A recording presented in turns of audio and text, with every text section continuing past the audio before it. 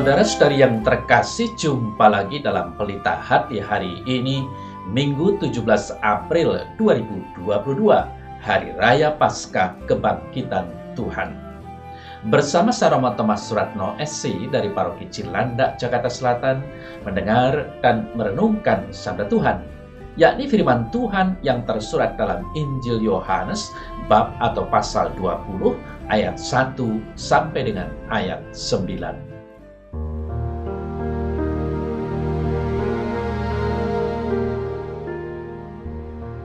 Pada hari pertama minggu itu, pagi-pagi benar, ketika hari masih gelap, pergilah Maria Magdalena ke kubur Yesus, dan ia melihat bahwa batu telah diambil dari kubur. Maka ia berlari-lari mendapatkan Simon Petrus dan murid yang lain yang dikasih Yesus. Ia berkata kepada mereka, "Tuhan telah diambil orang dari kuburnya, dan kami tidak tahu di mana ia diletakkan."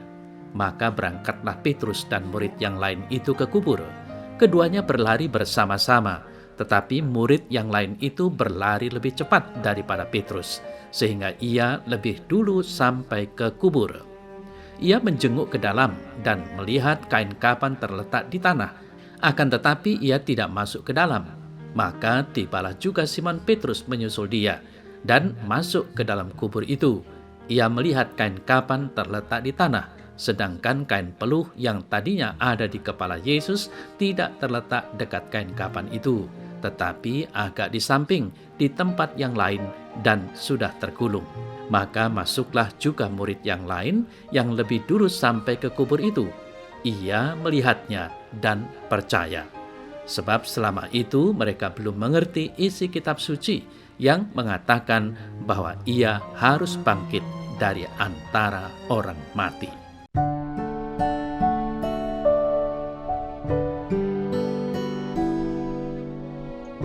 Saudara-saudari yang terkasih, hari ini kita merayakan Hari Raya Paskah.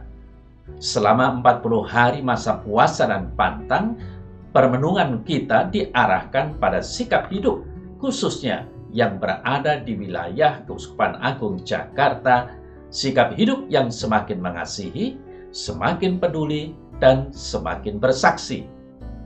Aksi puasa pembangunan yang kita kenal dengan APP sebenarnya menjadi sarana yang bagus untuk mendekatkan kita dengan Tuhan Yesus.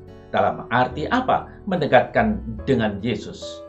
Allah Bapa sangat mencintai kita, sehingga ia rela mengutus Yesus Kristus putranya yang menebus kita. Bagaimana ia dapat menebus kita? Saudara-saudari yang terkasih, ia mengorbankan dirinya dan selalu kita kenang dalam perjamuan atau perayaan Ekaristi sebagai Paskah harian dan mingguan yang telah didirikannya pada saat mengadakan perjamuan malam terakhir yang kita kenangkan pada hari Kamis Putih. Dia rela memikul salib dan wafat dalam derita di palang kayu salib, miskin dan taat kepada kehendak Bapa di sorga pada hari Jumat Agung. Dia kemudian menjadi cahaya dunia, memanggil kita untuk terus-menerus membaharui diri sebagai orang yang dibaptis pada malam Paskah. Dan pada hari raya Paskah ini, kita mulai mengenal Yesus yang sudah bangkit dan menampakkan dirinya kepada semua orang. Saudara-saudari yang terkasih, penginjil Yohanes hari ini melaporkan keadaan komunitas para rasul. Para rasul saat itu masih kecewa karena peristiwa kegagalan salib. Mereka putus asa, ragu-ragu, dan seakan tidak percaya lagi pada Yesus. Lebih lagi ketika melihat makam kosong. Bukti-bukti otentik dalam kitab suci dan tradisi gereja yang pernah mereka dengar diremehkan begitu saja. Memang ini hal yang sangat manusiawi dan patut diterima sebagai bagian dari pengalaman gereja perdana. Saudara saya terkasih, dikisahkan oleh Yohanes bahwa pada hari pertama minggu itu, pagi-pagi benar, ketika hari masih gelap, pergilah Maria Magdalena ke kubur Yesus, dan ia melihat bahwa batu telah diambil orang dari kubur. Laporan Yohanes ini tidak boleh kita sepelekan. Hari Minggu masih pagi dan gelap. Maria Magdalena memang mencintai Yesus, tetapi pada level yang masih sangat manusiawi. Oleh karena itu, ia berjalan juga dalam kegelapan dengan maksud melihat Yesus yang ia banggakan itu. Ternyata harapannya pudar karena makamnya kosong. Pengalaman pribadinya dengan segala kekhawatiran membuat dia tidak lama-lama tetapi langsung kembali ke komunitas dan menyampaikan pengalamannya ini kepada Petrus dan Yohanes, murid kesayangan Yesus. Saudara-saudari yang terkasih, Petrus dan Yohanes berlari ke kubur. Yohanes lebih cepat berlari tetapi tidak masuk ke dalam kubur. Petrus tiba, masuk ke dalam kubur dan melihat kain kafan terletak di tanah. Kain peluh agak ke samping dalam posisi tergulung. Murid kesayangan Yesus masuk dan percaya. Petrus dan Yohanes menyaksikan makam yang kosong. Apa artinya pengalaman rohani ini? Artinya Yesus sudah bangkit. Tidak mungkin jenazahnya dipindahkan. Kain kafan dan kain peluh saja masih ada di dalam kubur dan teratur. Kalau dipindahkan, pasti tidak ada lagi kain kafan dan kain peluh. Tentu saja, saudara saya terkasih, peristiwa hari Minggu pagi itu adalah sebuah peristiwa yang mengejutkan. Peristiwa itu belum pernah terdengar dan belum pernah terjadi di seantero dunia ini. Kubur yang dimana diletakkan jenazah Yesus dikunjungi para wanita pagi-pagi itu ternyata telah terbuka tutupnya. Dan bahkan tidak ada lagi jenazah di dalamnya. Cuma kain kafan, kain peluh yang tergeletak di sana menjadi saksi bisu. Tuhan telah diambil orang dari kuburnya dan kami tidak tahu di mana ia diletakkan. Demikian kesaksian Maria Magdalena di pagi buta. Mengejutkan dan panik, bertanya dan cuma ada kubur kosong. Pertanyaan-pertanyaan itu pun akhirnya terjawab oleh murid kesayangan Yesus yang dikatakan ia melihat dan percaya. Saudara saya terkasih, melihat dan percaya adalah jawaban atas segala pertanyaan yang tak terjawab itu. Percaya mengungkapkan ketidakberdayaan, keterkejutan akan sesuatu kepastian. Percaya yang bersumber pada sabda Yesus sendiri, pada firman yang ada dalam kitab suci bahwa ia harus bangkit dari antara orang mati. Itu berarti segala ketidakberdayaan, keterkejutan, ketidakmengertian, kesulitan, dan penderitaan, serta segala-galanya yang tak terjawab dalam hidup ini justru mendapat jawabannya dari kitab suci. Kitab suci menjadi jawaban atas segala persoalan hidup manusia.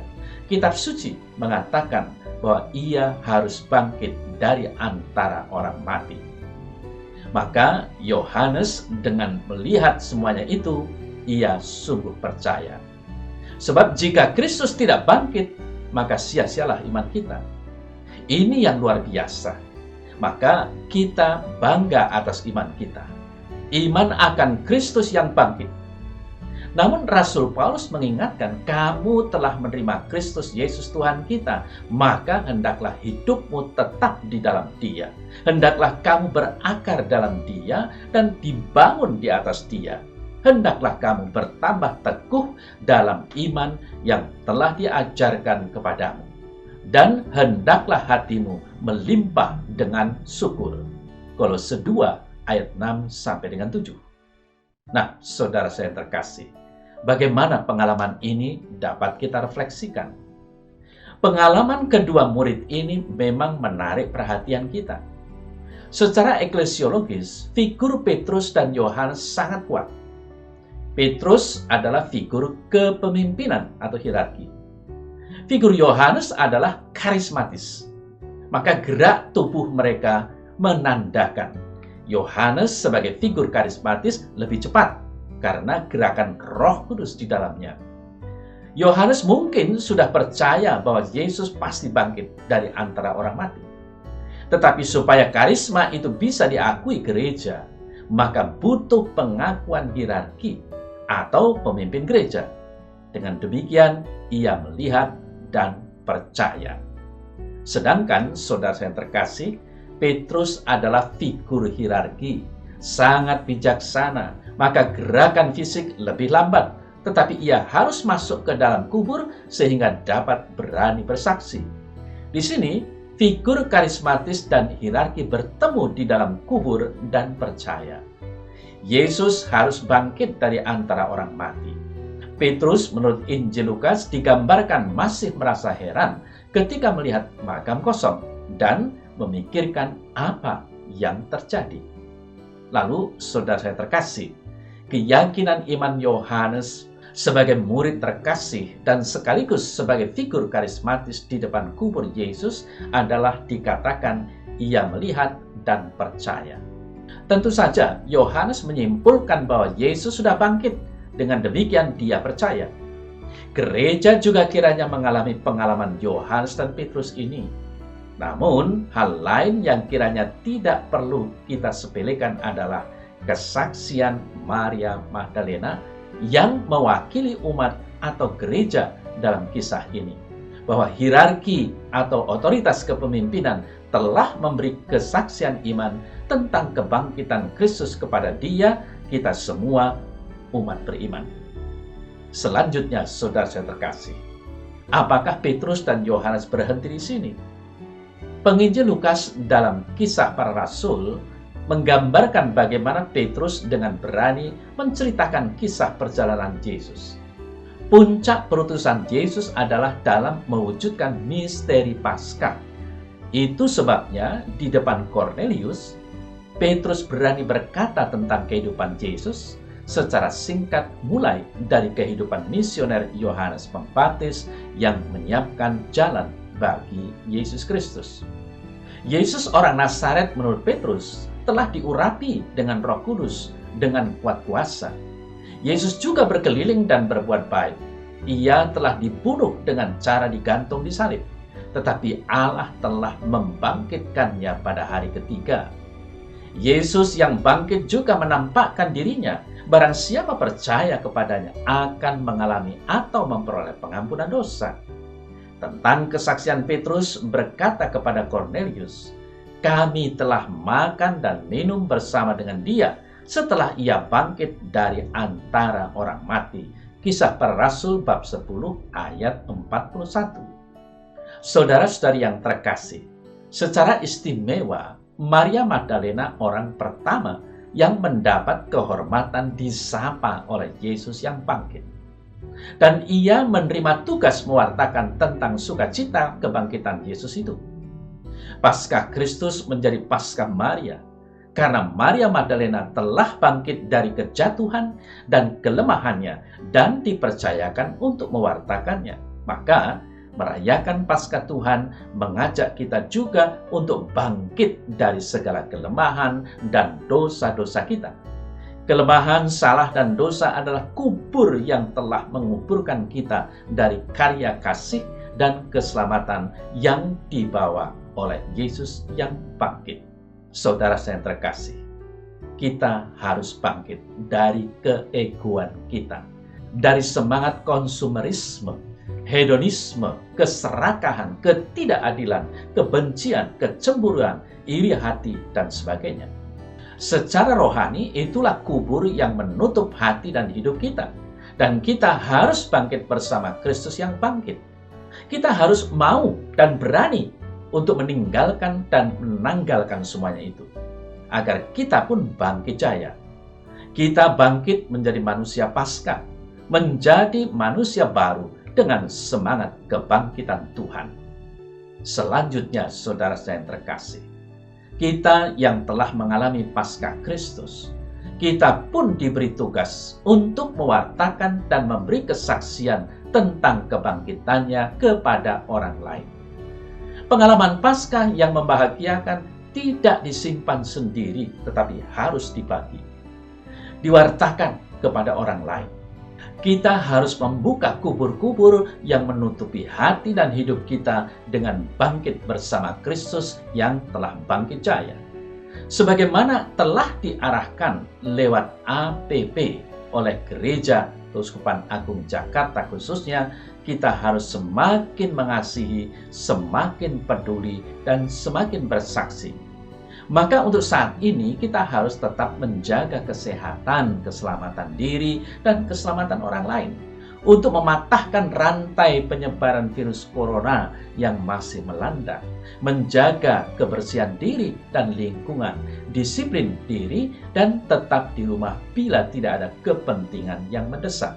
Saudara-saudara terkasih, hanya dengan semangat mengasihi yang dilandasi oleh sukacita misteri kebangkitan Yesus mendorong kita untuk semakin peduli pada kemanusiaan, terutama saudari-saudara yang kurang beruntung hidupnya, anak-anak yang terlahir dalam keluarga prasejahtera, penyandang disabilitas, dan juga para ART, asisten rumah tangga, yang tinggal dekat dengan kita di dalam rumah kita. Itulah bentuk kesaksian nyata yang kiranya dapat kita lakukan saat ini terhadap mereka. Sadarilah saudara terkasih, bahwa hari raya Paskah itu membahagiakan dan memberikan harapan baru.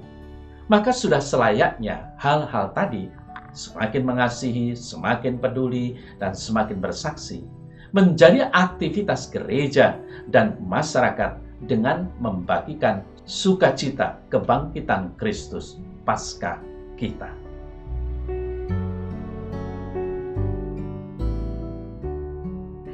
Dalam nama Bapa dan Putra dan Roh Kudus. Amin. Ya Allah Bapa di sorga, dengan peristiwa Paskah hari ini, di mana Tuhan Yesus Kristus Putramu bangkit dari kematian, keluar dari kegelapan hidup, menang atas kuasa maut yang membawa kebinasaan, dan yang telah hidup baru dalam kemuliaan. Semoga kami juga mampu meninggalkan hidup lama yang penuh kegelapan untuk mengenakan hidup baru yang penuh sukacita yang Engkau limpahkan hari ini. Haleluya, dan terpujilah namamu kini dan sepanjang segala masa. Amin. Semoga Allah yang Maha Kuasa memberkati saudara sekalian, Bapa dan Putra dan Roh Kudus. Amin.